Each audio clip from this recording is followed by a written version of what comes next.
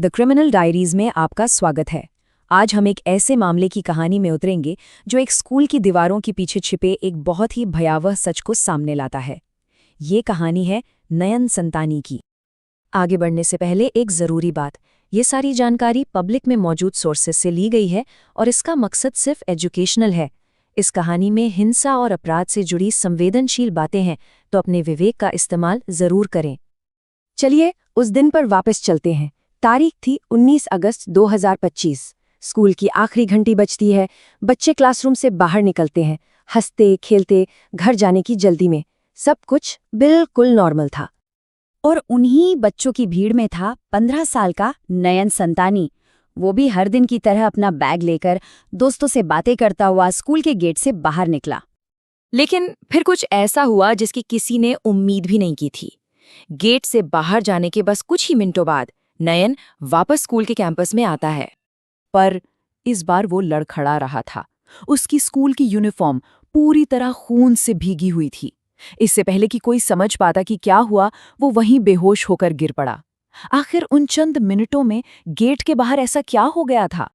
इस सवाल का जवाब जानने के लिए हमें कहानी में कुछ दिन पीछे जाना होगा, ये समझने के लिए कि नयन कौन था और कैसे एक छोटी सी बहस इस भयानक घटना की वजह बन गई।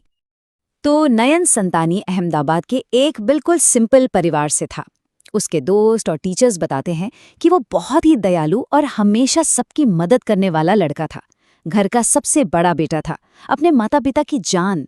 उनके घर की पूरी दुनिया उसी के आसपास घूमती थी। ये सब शुरू हुआ था 13 अगस्त को। स्कूल की सीढ़ियों पर भीड़ में नयन के चचेरे भाई का कंधा 8वीं क्लास के एक स्टूडेंट से टकरा गया। बस इसी छोटी सी बात पर दोनों में कहासुनी हो गई। जब नयन को पता चला तो वो अपने छोटे भाई के लिए बीच बचाव करने गया और उस लड़के को समझा बुझाकर मामला शांत कर दिया। उस दिन के लिए बात वहीं खत्म हो गई थी, या शायद ऐसा लग रहा था। ठीक 6 दिन बाद 19 अगस्त को वो मामूली सी बहस एक जानलेवा हमले में तब्दील हो गई। स्कूल की छुट्टी हुई और जैसे ही नयन गेट से बाहर निकला, 8वीं क्लास का वही लड़का अपने एक और दोस्त के साथ उसका रास्ता रोककर खड़ा था। पहले तो सिर्फ बहस हुई, लेकिन देखते ही देखते बात हाथापाई तक पहुंच गई। और फिर अचानक उस लड़के ने अपने बैग से एक पेपर कटर निकाला और नयन पर एक के बाद एक कई वार कर दिए। ये हमला जितना चौंकाने वाला था, उसके बाद जो हुआ वो शायद उससे भी ज्यादा डरावना था। ये स्कूल प्रशासन की तरफ से एक ऐसी लापरवाही थी जिसकी कोई माफी नहीं हो सकती। रिपोर्ट्स के मुताबिक घायल नयन करीब 15 से 30 मिनट तक स्कूल के गेट पर जमीन पर तड़पता रहा। स्कूल का स्टाफ, टीचर्स, सिक्योरिटी गार्ड सब बस खड़े होकर तमाशा देखते रहे। किसी ने भी उसे उठाकर अस्पताल ले जाने की हिम्मत नहीं की।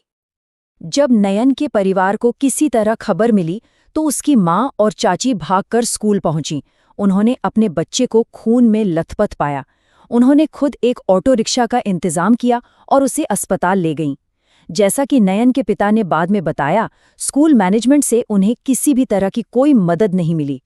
जब पुलिस ने इस केस की जांच शुरू की तो स्कूल मैनेजमेंट के ऐसे ऐसे राज खुलने लगे जिन्हें सालों से बड़ी सफाई से छुपाया जा रहा था। और जो बात सबसे ज्यादा परेशान करने वाली थी, वो थी हमला करने वाले लड़के की इंस्टाग्राम चैट। वो अपने दोस्तों से इस हमले के बारे में इतनी कैजुअली बात कर रहा था जैसे कुछ हुआ ही ना हो। उसके शब्दों में पछतावे का एक कतरा भी नहीं था। पता है, ये मामला सिर्फ एक या दो बच्चों की गलती नहीं था, ये था एक सिस्टेमिक फेलियर। मतलब जब किसी इंस्टीट्यूशन का पूरा सिस्टम ही इस तरह काम करने लगे कि वो ऐसे भयानक हादसों को होने दे। पुलिस की जांच में जो कुछ सामने आया वो होश उड़ा देने वाला था। स्कूल ने सबूत मिटाने के लिए पानी का टैंकर मंगवाकर खून के धब्बे धुलवा दिए। जिस दिन ये घटना हुई उस दिन की सीसीटीवी फुटेज गायब थी। पता चला कि ये झगड़ा कोई नया नहीं था, बल्कि 4 साल से चल रहा था और स्कूल ने हर बार पेरेंट्स को बताए बिना इसे दबा दिया। और तो और, ये पहली हिंसक घटना नहीं थी। स्कूल ने पहले भी ऐसी कम से कम 12 घटनाओं पर पर्दा डाला था। तो सवाल ये उठता है कि कोई स्कूल आखिर ऐसा करेगा क्यों? अपनी इमेज और पैसों के लिए। उन्हें डर था कि अगर ऐसी बातें बाहर आईं तो स्कूल की रेपुटेशन खराब होगी, एडमिशन्स पर असर पड़ेगा।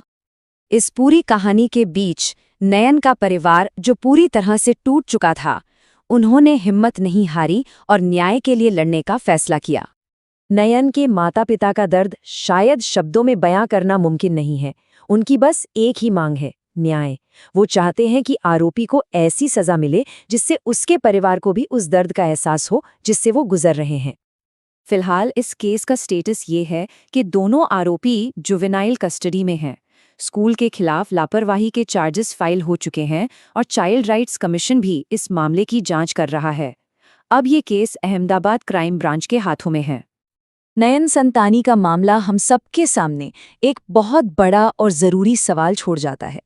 जब एक स्कूल जिसे बच्चों के लिए सबसे सुरक्षित जगह माना जाता है, अपनी इमेज बचाने के लिए एक बच्चे की जान की कीमत को नज़रअंदाज कर दे, तो फिर असली न्याय कैसा दिखना चाहिए?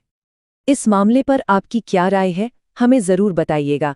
और ऐसे ही मामलों को गहराई से समझने के लिए द क्रिमिनल डायरीज को लाइक, शेयर और सब्सक्राइब करना न भूलें।